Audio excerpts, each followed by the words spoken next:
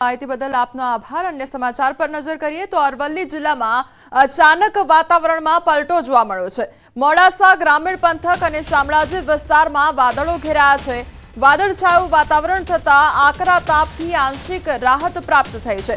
વાતાવરણમાં પલટાના કારણે માવઠું થવાની શક્યતા પણ વ્યક્ત કરવામાં આવી રહી છે। તો અરવલ્લી જિલ્લામાં અચાનક વાતાવરણમાં પલટો જોવા મળ્યો છે। મોડાસાના ગ્રામીણ વિસ્તારોમાં વાદળો છવાયા હોય તે પ્રકારનો માહોલ જોવા મળી રહ્યો છે। તો શામળાજીના વાતાવરણમાં પણ એકાએક પલટો આવ્યો છે। તો વાતાવરણમાં એકાએક પલટો આવવાને કારણે અત્યારે ગરમીથી લોકોને આંશિક રાહત પ્રાપ્ત થઈ છે।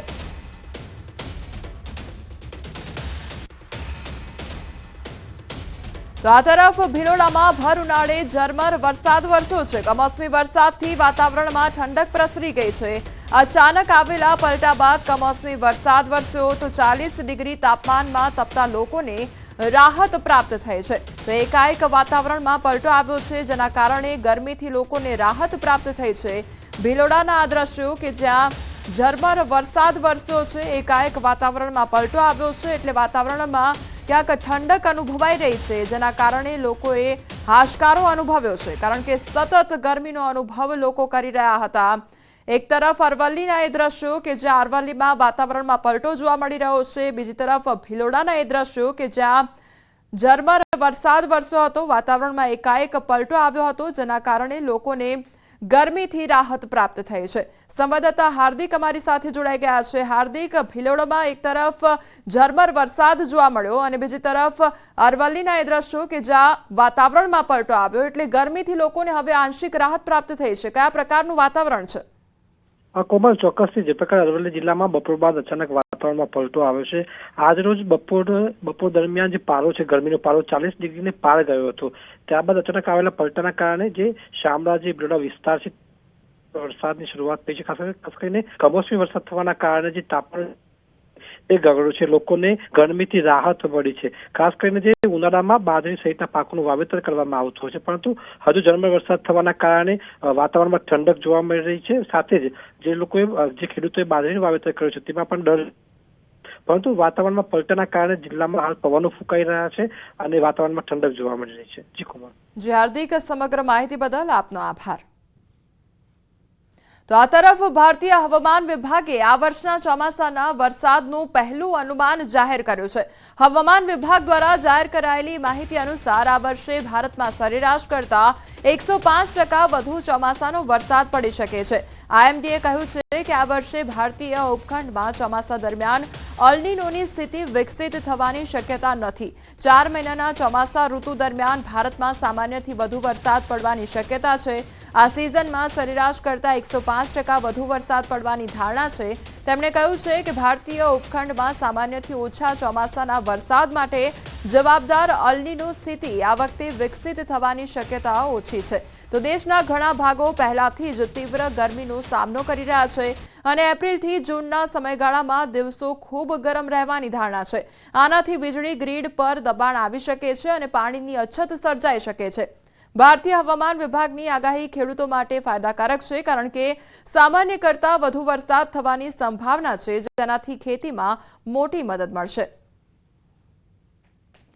તો ચોમાસામાં સામાન્યથી વધુ વરસાદ રહેવાનું અનુમાન કરવામાં આવ્યું છે, ત્યારે ગુજરાતમાં ચોમાસામાં કેટલો વરસાદ રહેશે, તો સામાન્યથી વધુ વરસાદ રહેશે તે પ્રકારની આગાહી કરવામાં આવી છે અને તેના કારણે આ વખતે ખેડૂતો માટે આ ચોમાસું ખૂબ સારું રહેવાનું છે। સામાન્યથી વધુ વરસાદવાળું આ ચોમાસું રહેવાનું છે। તો ગુજરાતમાં ચોમાસામાં સામાન્યથી વધુ વરસાદ વરસશે અને સ્થિતિ સંપૂર્ણ અનુકૂળ રહેવાની પણ સંભાવનાઓ વ્યક્ત કરવામાં આવી છે। તો 105% જેટલો વરસાદ થવાની પણ સંભાવના વ્યક્ત કરવામાં આવી છે, જેના કારણે ખેડૂતોને હાશકારો અનુભવાયો છે। તો બીજી તરફ ચોમાસાને લઈને શક્યતાઓ કયા પ્રકારની છે તે પણ વ્યક્ત કરવામાં આવી છે। દુષ્કાળ પડવાની શક્યતાઓ કેટલી છે, તો આઈએમડીના મતે 2% શક્યતા વ્યક્ત કરવામાં આવી છે। તો સ્કાયમેટના મતે જોઈએ તો 5% શક્યતા વ્યક્ત કરવામાં આવી છે। સામાન્યથી ઓછો વરસાદની શક્યતાઓ પણ નહિવત જોવા મળી રહી છે। આ તરફ આઈએમડી અને સ્કાયમેટના છેલ્લા 5 પૂર્વાનુમાન કેટલા સાચા પડ્યા છે તેના પર નજર કરીએ તો 2020માં આઈએમડીનું પૂર્વાનુમાન સામાન્ય જોવા મળ્યું અને વાસ્તવિકતા સામાન્યથી વધુ જોવા મળી છે। આમ 5 વર્ષનો આ આંકડો છે તે સામે આવ્યો છે।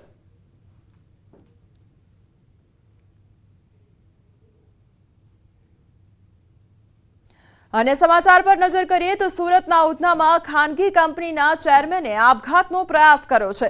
લક્ષ્મીનારાયણ ઇન્ડસ્ટ્રીમાં બિલિયન ચીયર્સ વેન્ચર્સ પ્રાઇવેટ લિમિટેડના ચેરમેને આપઘાતનો પ્રયાસ કર્યો। સુસાઇડ નોટ લખી આપઘાતનો પ્રયાસ કર્યો અને અન્ય વેપારીઓના ત્રાસથી ચેરમેન અંકિત તિવારીએ આપઘાતનો પ્રયાસ કર્યો હોવાના આક્ષેપ કરવામાં આવી રહ્યા છે। તો અંકિત તિવારીએ ફિનાઇલ પી આપઘાતનો પ્રયાસ કર્યો છે। સુસાઇડ નોટમાં ત્રાસ આપનાર વેપારીઓના નામનો પણ ઉલ્લેખ કરવામાં આવ્યો છે।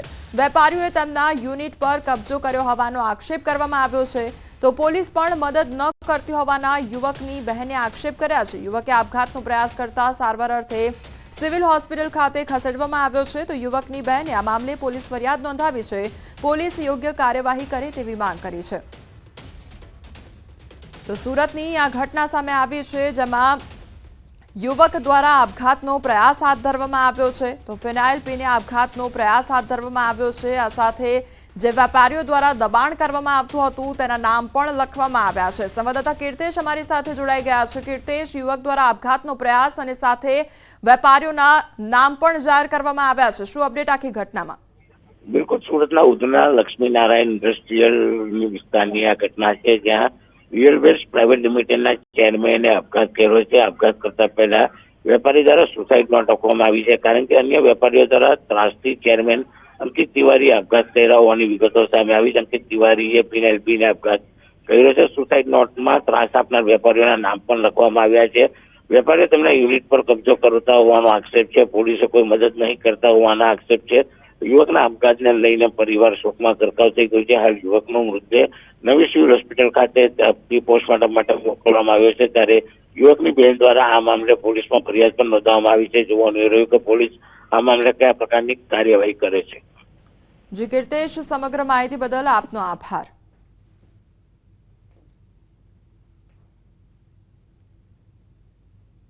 की धमकी देने लगे, अधिकारियों की धमकी देने लगे। मेरे सारे व्यापारियों को पुलिस स्टेशन इको सेल यहाँ पे भेजते थे, उसके ऊपर FIR अर्जी ये सब करवाने लगे और बहुत सारी धमकियां देने लगे, क्योंकि कंपनी में मेरी मम्मी डायरेक्टर है कि तेरी माँ को जेल भेजेंगे, तेरी माँ को ऐसा करेंगे, ये करेंगे, वो करेंगे। उसको बहुत टॉर्चर किया, जिसके दबान में आके उसने ये सुसाइड नोट लिखा और आज ऐसा सुसाइड करने की उसने अटेम्प्ट की है।